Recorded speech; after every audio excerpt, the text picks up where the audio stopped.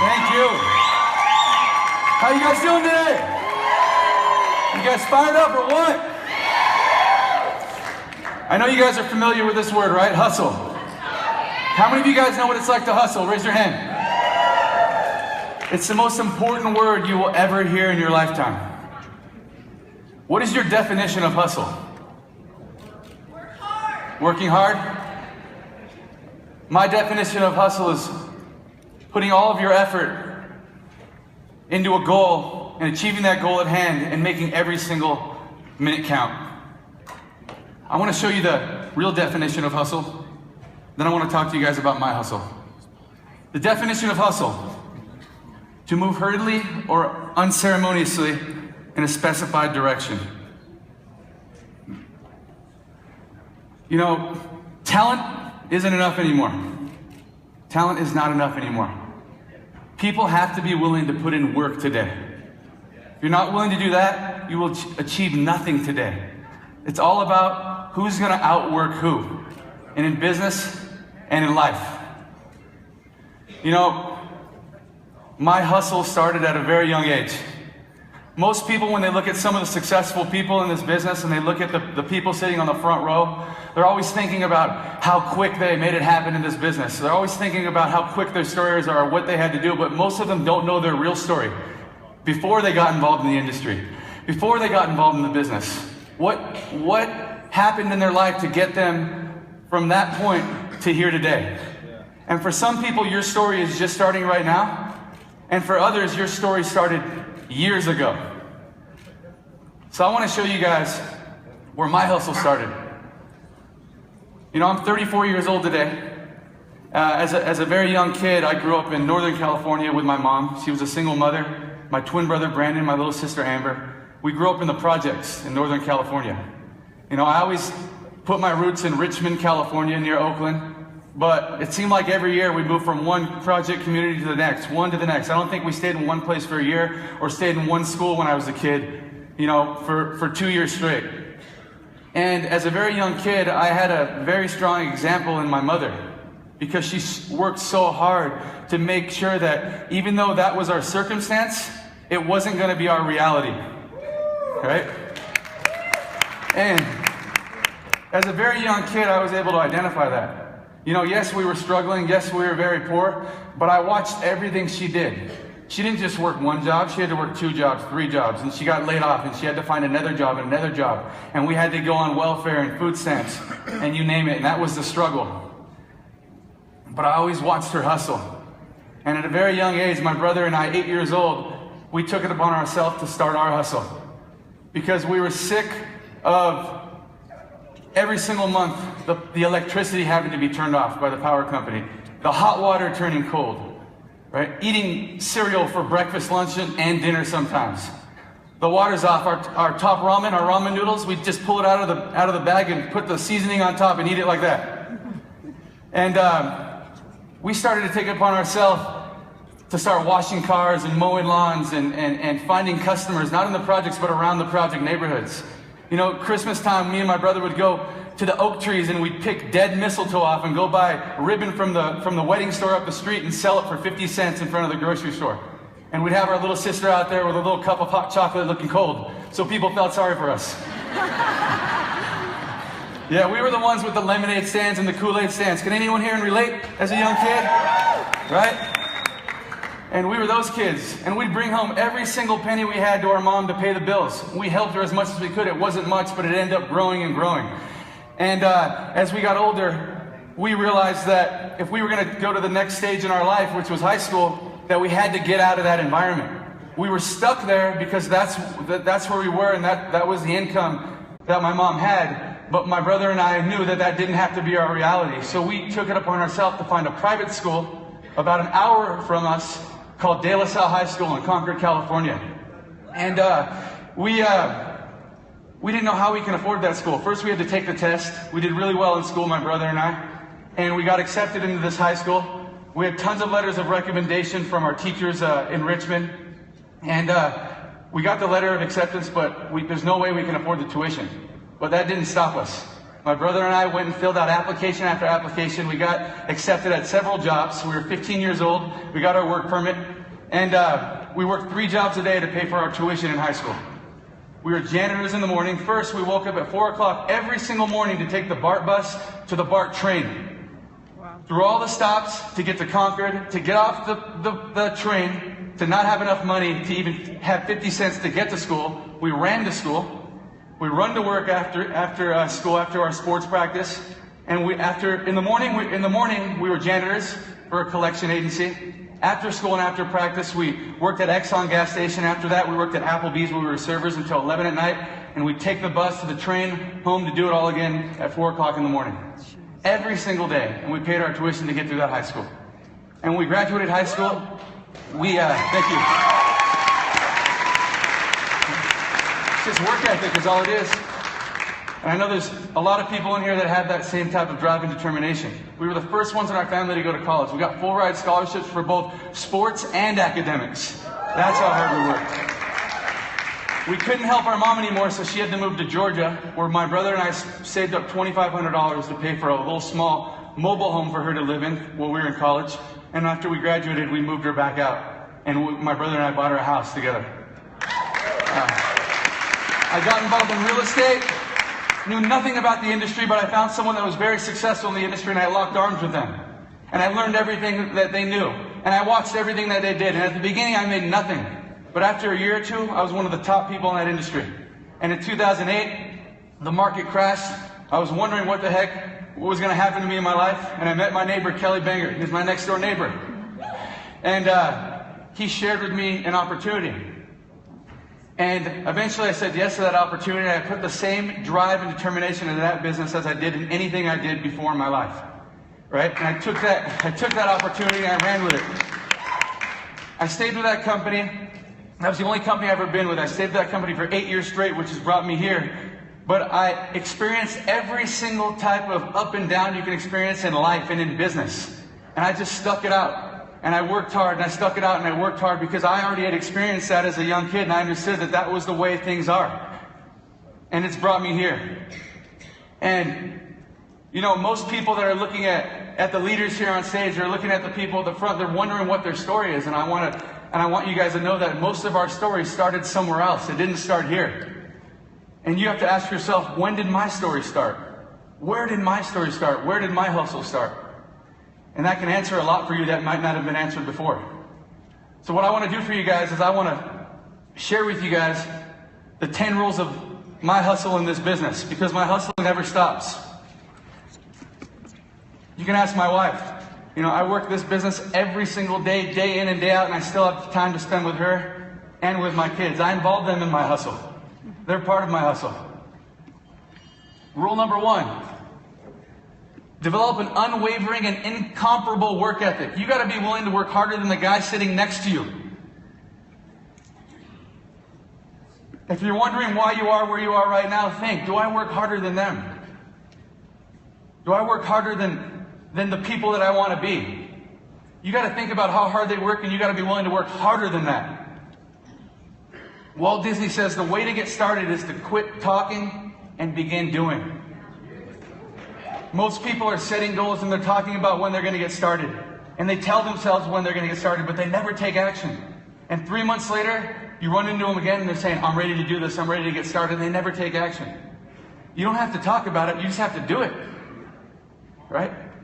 We want to watch with our eyes, not with our ears. Rule number 2, dive deep into education. For me, I think this is one of the most important things that has made me successful in everything I do, because doesn't matter what happens in my business, it doesn't matter, you know, what change that occurs within my organization or within my business. I'm like a chameleon. All you have to do is tell me what we're doing right now, and I will adapt to that. Okay? Becoming Jeunesse wasn't a setback for me. It was an opportunity for me. I saw an opportunity through getting involved in this company. And minute 1, not day 2, day 1, minute 1, I immediately went online. I Googled all the leaders. I watched all their videos. I watched their pathways to success.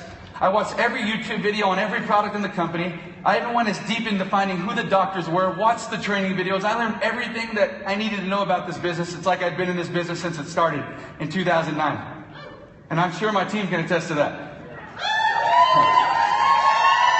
You have to be willing to understand everything. Not give out the information, but just understand everything for your own personal belief. Because when your belief is up, you're unstoppable. You put on this bulletproof vest that no one can tear beneath. It's important. Frank Zappa says, a mind is a parachute. It doesn't work if it's not open. Rule number 3. Develop meaningful mentorships and relationships. People are attracted to you, not what you're selling, not how great your products are. They're watching you, especially all of us here in the front. They're watching how we treat our teammates. They're watching how we treat other people's teammates. They're watching what value we're giving to them on a consistent daily basis. Who are the people that you're picking up the phone to call on a daily basis who aren't doing anything in your business? Who are the people you're calling to ask how they're doing, how their family's doing? Who are the people in your business that you're willing to mentor and take on a consistent basis? What are you doing with your team to build relationships in depth, not just on the surface, outside of the business? That's even more important. John C. Maxwell says, leadership is not about titles, positions, or flow charts. It's about one life influencing another. That's what leadership is really about. Whose life are you going to influence today, tomorrow, the next day? Who's going to remember you forever when you're well beyond here and there? Rule number 4, plug into a system that makes your business simple, predictable, and duplicable. Then use it always, every single day, to show your business to the world. You guys are all part of an incredible team, tied to all the leaders here in the front. They've already made it to where you want to be. All you have to do is ask them for the keys. They're going to plug you into whatever they're doing, and all you have to do is follow exactly what they say. Sheryl Sandberg says, if you're offered a seat on a rocket ship, don't ask what seat, just get on. It's as simple as that. Just do it. Number 5, be willing to sacrifice now for a world of freedom later. And when I talk about sacrifice, I'm not talking about TV time.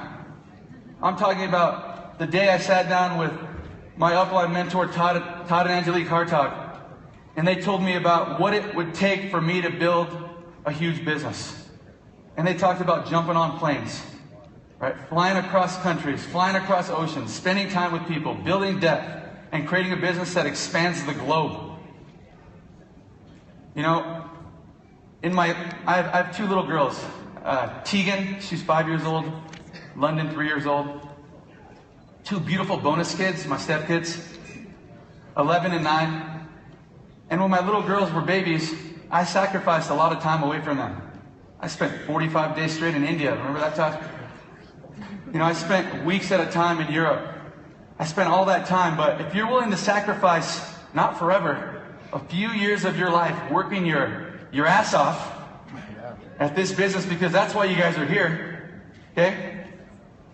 Then you're going to be able to spend a lifetime of freedom to do what you want. Every single day I get to spend with my little girls. My wife and I get to wake them up every single morning, you know? Take them to school every single day. I get to coach my little girl Tegan's soccer team this year. That's incredible. We take them to dance. They don't even know what it's like for us to work. You know, and you guys can provide that too. My wife gets to stay at home and be a mom. She gets to set her own goals and achieve those and accomplish those. I'm talking about sacrificing some of your time today to be able to do what you want with it, with what you want to do later. Winston Churchill says, if you're going through hell, just keep on going. It's not going to be easy. You're going to have to sacrifice. You're going to have days away from people that you love. And some days you're going to hate it. But you got to go through it. Never stop prospecting. The day you stop working is really the day that you stop growing. That's the truth. Right? Since June 1st, my wife and I have put 39 people into this business. Right? I realized that when I first had my first smell or taste of success, it took me about 40 people to put in this business to find those 3 or 4 who were willing to put in the work, who were willing to go out there and hustle. So we did it again, and we did it again, and we did it again, and we did it again. That's what it's about. It's about continuing to meet new people, continue to make new relationships, continuing to make that cold market warm, and then prospecting and prospecting and prospecting. Henry Ford says, one who fears failure limits his activities. Failure is only the opportunity to more intelligently begin again. You know, for most people, I think that the fear of failure trumps the excitement of victory. And I think that's the truth. Most people fear failure. For me, yeah, I have fear of failure too, but all that does is motivate me. It lights a fire under me to go out there and make it happen every single day and hustle my face off. Number 7, always be willing to invest. Invest in yourself. Invest in your business. What are you doing outside of these doors, outside of your company to continue to grow? What books are you buying every single month? What audios are you listening to every single day at the gym? What events are you attending outside of your own company events? What people are you locking arms with and learning from and asking questions about? What are you investing into your own company's products to go out there and prospect more? Are you doing any of that? Ask yourself that question. And that will give you answers to most of your questions. John C. Maxwell says, the more seriously you take your own growth, the more seriously your people will take you. People are watching you. You have an organization and all they're doing is mirroring what you're doing. If you're going slow, they're going slow. They're looking to you. You set the pace for your entire organization. And for some of you guys in the front here, you're setting the pace for the entire company. And there's no question why this company isn't growing ridiculously right now. There are people here that are willing to hustle. Rule number 8, constantly overcome adversity. We're not going through adversity here. You know what adversity is? Adversity is the guys overseas in Afghanistan and Iraq getting their legs blown off. And then coming back here and trying to figure out how they can be an inspiration for other people in that same position who are hurting right now. That's adversity. What do you think is adversity in this business? It's nothing. Overcoming a few fears, that's what's holding you back from accomplishing everything you've ever wanted to accomplish for yourself and your family. You have people here that are rooting for you. You have people that are here that are willing to help you every single day. You just got to grab onto them. You got to ask for help. You got to plug in. You're going to be constantly going through ups and downs in anything in life, including this business. You have to be willing to withstand it and be strong because of the people that are watching you. Napoleon Hill says every adversity, every failure, every heartache carries with it the seed of a greater benefit. You have to remember that that's the seed you're carrying. Eventually it will come to fruition. Eventually it'll sprout for you. You have to continue to just push through it because you don't know of the example you were being for someone else who's watching you. Rule number 9. Live your passion. I live by 3 simple rules, okay? The first rule is to love my family. And just like many of you in here, I love my family extremely well. More than anything in the whole world. Rule number 2 is to have an incredible work ethic. Work extremely hard at whatever it is you do. You chose that profession. You chose what it is that you're passionate about. You chose what you do. So work hard at it because people are watching you. You have goals. You have dreams. You've told people about them. And now they want to see them come to life because if you can make it happen, they see that it's possible. Love what you do. Anything that gets your blood racing is probably worth doing. Hunter Thompson. Yeah.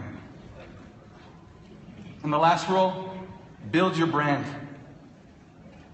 There are many faces up here that I see that I've known that have been big brands for me and my success in this business. And I'm watching everything you guys are doing. Some of you are just starting to build your brand. And when I'm talking about build your brand, I'm talking about in family, in your business, and in the philanthropic things you do.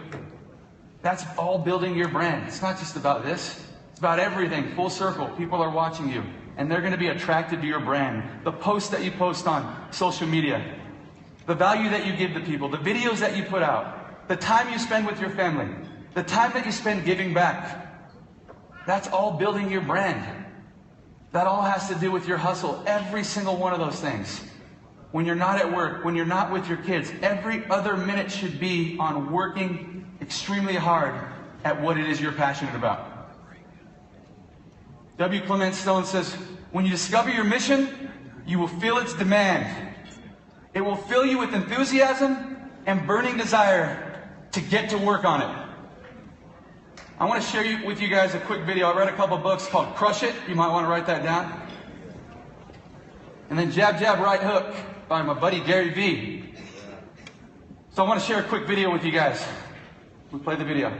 You know, to be great, I think you have to fight. And I very much think that my success is a product of some level of skill, but I do think I win because I outwork people. I really do believe that. I do believe that 100%. And I'm not sure that if my dad didn't set that example, that I'd even have the ability to think one could work that hard. The fact that I've been working 19 hours a day, every day for the last 20 years is easy for me. It's the only gear I knew, right? I was poor, I sucked at school, it was the only gear I had. You know, I think you need to recognize that that your biggest advantage is that you're hungrier than your competitor. And that if you're not applying your one advantage, which is your work ethic and the hours that you have to put into your business, well then you're gonna come up short. I sit here with enormous assumptions around all of you that you're just too soft to beat me, right? That I think that you've had it better, and that alone doesn't allow you to beat me. Somebody will come with a countercultural point of view and be like, Gary, that's cool, but I don't have to work that hard because I'm working smarter. Yeah, me too. I work hard and smart. Now what? Look, there's a 12-hour, 10-hour, 8-hour, 15-hour work day. You can finish a lot of things in those 18, 12, 9 hours, or you can finish medium amounts of things or lightweight things. People focus on too many small details. Way too many people in this room are going to spend the next 30, 40 years of their lives trying to check the boxes of the things that they're not as good at, and that you're going to waste a load of time and lose. I highly recommend for all you hustlers, because there's a lot of you that are always talking about, Gary, I do work hard. And you do. You work for 16 hours. Some people just don't have the attention span or the capacity to remember. Or like, there's a lot of things I can't learn. I was a very poor student because the subject matter bored me. And if I was forced to become great at understanding the great artists of the 20th century, I'm in big trouble. And so I would tell people to bet on their strengths. You need to bet on your strengths and don't give a fuck about what you suck at. And to put themselves in a position to win with their strengths, because that is absolutely the straightest line to success. Greatness comes from adversity and looking the challenge in the eye and having the intestinal fortitude to kind of to step up and go after it.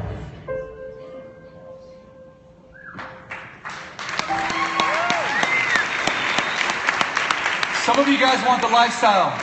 Some of you guys want your wives at home with the kids. Some of you women want your husbands at home with you. Some of you want the watches, some of you want the cars, some of you want the free trips, you want the money. Some of you want the time. Work. That's all it is work. That's the difference between the people that can walk across here and the people that haven't yet. It's just more work. What are you willing to do to make it happen for your family? You do not have to do something you don't like. You never have to do that. Promise me you will never do that. Promise me. Whatever you need to do, do it. Look yourself in the mirror and ask yourself every single day, what do I want to do every day for the rest of my life? And do that.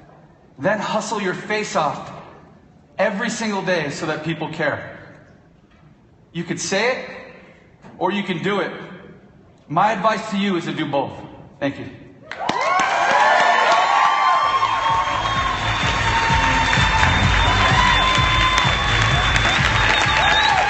And now, ladies and gentlemen, please welcome to the stage Diamond Director Jason.